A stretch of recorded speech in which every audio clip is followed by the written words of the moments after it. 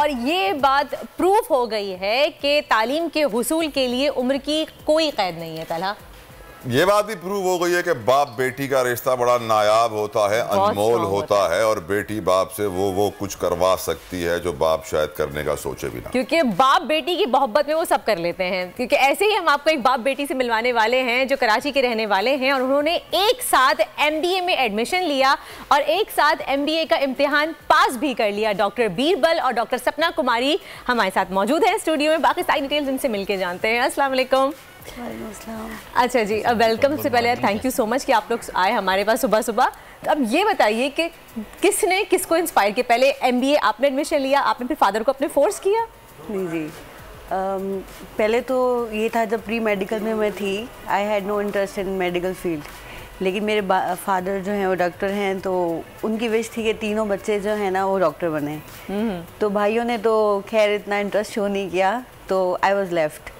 तो I choose this field and I was inspired gradually by my father, उनकी activities वगैरह से। जब आई कंप्लीटेड माई BDS तो I decided to do masters. तो जब मैं एडमिशन ले रही थी आई वांटेड कि मेरे फादर भी लें। ही वॉज़ वेरी एक्टिव, मतलब कभी फील नहीं हुआ कि ही कैन नॉट डू, और मतलब अभी रिटायर हो चुके हैं या ऐसा कुछ। तो नहीं, क्यों फादर की आपकी पहले MBA करना या रीजन था जिसकी वजह से वो नहीं कर पाए, तो आपने कहा कि नहीं आई टू स्टैंड अप, मेरे साथ पापा करें या नहीं? वो वैसी आई स्पेशलिस्ट हैं, he has a master degree, लेकिन मुझे था कि वो भी करें, साथ करें। हाँ। How was your experience, doctor Birbal? अस्सलाम वालेकुम। मेरा एक्सपीरियंस बहुत अच्छा है और सबसे बड़ा मुझे अच्छा एक्सपीरियंस ये है कि मेरी बेटी मेरी स्टूडेंट रही।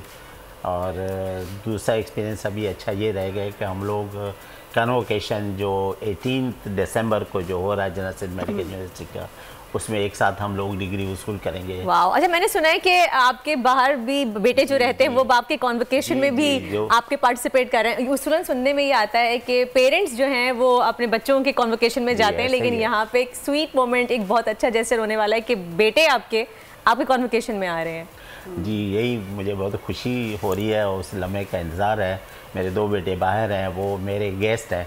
आप वाली बात है कि जो पेरेंट्स बच्चों के कन्वोकेशन के लिए जाते हैं वो गेस्ट होते हैं, लेकिन यहाँ जो है ना मेरे बेटे जो है ना अपने वालिद के कन्वोकेशन अटेंड करने के लिए आ रहे हैं, वो मेरे गेस्ट। डॉक्टर बीरबल, आप कब रिटायर हुए, आपका क्या प्रोफेशन था और क्या आपकी फाइंडिंग्स थी, क्या लर्निंग्स थी इस प्रोसेस में? मेरी एक्चुअली जो प्रोफेशन आई, मैं हूँ eye specialist, I was medical superintendent Spencer eye hospital. उसके बाद मेरी पोस्टिंग हुई senior director medical and health service 20 grade में। मैं रिटायर हुआ 2020 में। मैं जब रिटायर हो रहा था तो रिटायर होने से 2 साल पहले जब रिटायर बंदा होने वाला था, थोड़ा माइंड लेवल थोड़ा नेचुरली कुछ उस लेवल पे चला जाता है ना कि अभी ये करना वो करना है। तो मेरी बेटी एडमिशन ले रही थी MBA में जनरल सिंध मेडिकल यूनिवर्सिटी में। तो मुझे कहा बेटा बाबा मैं एडमिशन ले रही हूँ, आप भी मेरे साथ एडमिशन ले। मैंने बोला अभी मैंने क्या करना, प्रमोशन तो मैंने नहीं लेना, मैं तो रिटायर हो जाऊँ। मुझे नहीं आपने पढ़ना है, स्टडी करनी है, कोई उम्र की हद तो नहीं होती पढ़ने में। आपके लिए एक नॉलेजेबल है, एक फील्ड है, हेल्थ केयर हॉस्पिटल मैनेजमेंट है, इसमें तो और भी चीज़ें हैं। आपका स्किल डेवलप होगा, आप अपग्रेड होंगे, आपके माइंड लेवल चेंज होगा, आप एक्टिव रहेंगे। रिटायरमेंट के बाद आप ये नहीं सोचेंगे आप रिटायर होंगे, आपकी लाइफ की एक्टिविटी जो है ना और बढ़ जाएगी, आप वो होंगे। तो मुझे थोड़ा अजीब ही लगा, लेकिन क्लास में जाते बहुत अच्छा लगता था। नौजवानों के साथ बैठ के आपने कहा मैं भी नौजवान हुआ? हाँ, नौजवान तो नहीं थे, बच्चे थे सारे मेरे सामने। बच्चे थे। नौजवान तो नहीं था। पर एक बात तो बताएं, MBBS किया हुआ है, डॉक्टर बने हुए हैं, पहली जिंदगी में 12-15 साल 20 साल आपने पढ़ाई कर ली है, मजीद पढ़ाई, इतनी पढ़ाई क्यों भाई? पढ़ाई इसलिए कि इंसान को दुनिया में रहने के लिए, नॉलेज हासिल करने के लिए तालीम बहुत ज़रूरी है। एजुकेशन एक ऐसी चीज़ है, चाहे आप किसी फील्ड में ले। चूँकि मैं डॉक्टर हूँ तो मैंने हेल्थ केयर हॉस्पिटल MBA में एडमिशन ली। देखें, तालीम ऐसी चीज़ है, इसकी कोई हद लिमिट नहीं है। आप जीने से लेके मरने तक आप तालीम करते रहें, लेकिन आपकी जो एंडिंग पॉइंट है नहीं। तो मेरा भी ये रिश्ता, मेरी बेटी ने भी मुझे इनकरेज किया कि बाबा इसमें तो कोई है नहीं, रिटायरमेंट थोड़ी है, आप पढ़ें। और यकीन करें, मैं जब पढ़ रहा हूँ मैंने कभी अब रिटायरमेंट सोचा ही नहीं। मैं तो स्टूडेंट ही फील कर रहा हूँ अभी इसी तरह जिस तरह सिंध मेडिकल कॉलेज में मैंने दिल होना चाहिए जवान। सिंध मेडिकल कॉलेज में मैंने MBBS किया, तो जनरल सिंध मेडिकल यूनिवर्सिटी में स्टूडेंट था मैं MBA का। तो मुझे पुरानी वो सारी यादें ताज़ा याद आती थी। तो मैं अपने आप को कभी रिटायर या उस लेवल का मैंने समझा ही नहीं। मैं तो अपने आप को वो स्टूडेंट समझता। जैसे सिंध मेडिकल कॉलेज से मैंने MBBS किया था, तो मेरी कंटिन्यूएशन चल रही है। अब आगे फर्दर क्या प्लान्स हैं आपके? कि रिटायरमेंट आपकी हो चुकी है लेकिन अब आपने MBA भी कर लिया है, तो आगे क्या सोचा है करने का? मेरी प्लानिंग ये है कि चूँकि मेरी पोजीशन जो आई स्पेशलिस्ट की है, तो मैं फिर चाहूँगा कि कोई आई में कोई ऐसे करूँ, कोई ऐसे जैसे अभी हमारे कॉलेज ऑफ फिजिशियन सर्जन था, उसमें मैंने एक एडमिशन ली हुई है। मैं कोशिश करूँगा, उसके भी एग्ज़ाम होंगे मार्च अप्रैल में, वो भी एग्ज़ाम दूँ। मेरे ख्याल से आपको और सपना को PhD करनी चाहिए और दोनों को साथ करनी चाहिए। हाँ, इंशाल्लाह प्लान है। PhD के लिए MPhil के लिए तो हम अभी रिकग्नाइज हैं HEC की तरफ से कि जो हम लोगों ने किया उस पर वो हमें वो देंगे, लेकिन PhD इंशाल्लाह हम प्लान बना रहे हैं कि PhD भी करेंगे। सपना का अगला सपना क्या है? As I have done maxillofacial surgery residency, तो कौन सी सर्जरी रेजिडेंसी? बड़ा मुश्किल सा वर्ड था, ये कुछ समझ में नहीं आया, यूं जहाज की तरह ऊपर से गुजर गया। फिर से बताइएगा। ओके, आफ्टर ग्रेजुएशन हर फील्ड में सब स्पेशलिस्टी तो होती है ना।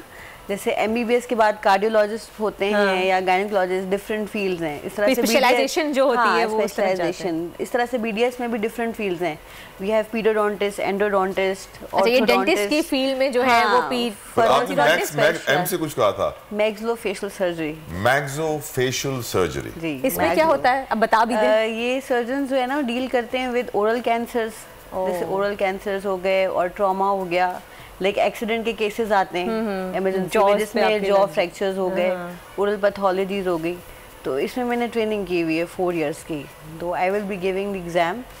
तो अभी तो यही बोले फिर आप सर्जन बन जाएंगी। यस इंशाल्लाह। आपके भाई तो बाहर चले गए, आप क्या कर रही हैं पाकिस्तान में? मैं पेरेंट्स के साथ हूँ। अच्छा, ये कमाल बेटी का, अगर बेटे चले गए बेटी साथ है। ये पापास डॉटर लग रही है मुझे, है ना?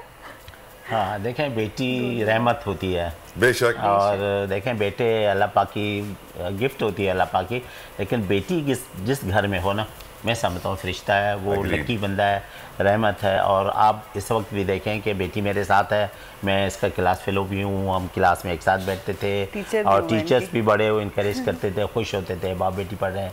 यकीन स्टूडेंट्स ने कभी किया, जैसे कि कॉलेज यूनिवर्सिटीज के स्टूडेंट्स होते हैं अक्सर बुलीज करते हैं, आपको कमेंट्स करते हैं, कभी ऐसा हुआ आपके साथ? अच्छे कमेंट्स करते थे, खुश होते थे। ऐसा नहीं था कि वो आपको आके अंकल बोलते थे और आप नाराज हो जाते थे? हाँ नहीं, उन्होंने अंकल नहीं बोला, सर बोलते थे। मुझे रेस्पेक्ट करते थे। जो टीचर्स भी थे वो भी मुझे जो है ना वो सर करके बोलते थे, सर आप कैसे हैं, सर ठीक है, रेस्पेक्ट करते थे। क्योंकि मैं सीनियर था सबसे, जो स्टूडेंट थे वो जूनियर थे मेरे से, बच्चे सपना की एज के थे, तो बहुत रेस्पेक्ट करते थे। हमारी एक ऐसी फैमिली की। Doctor Bibal, doctor Sapna for coming on our show.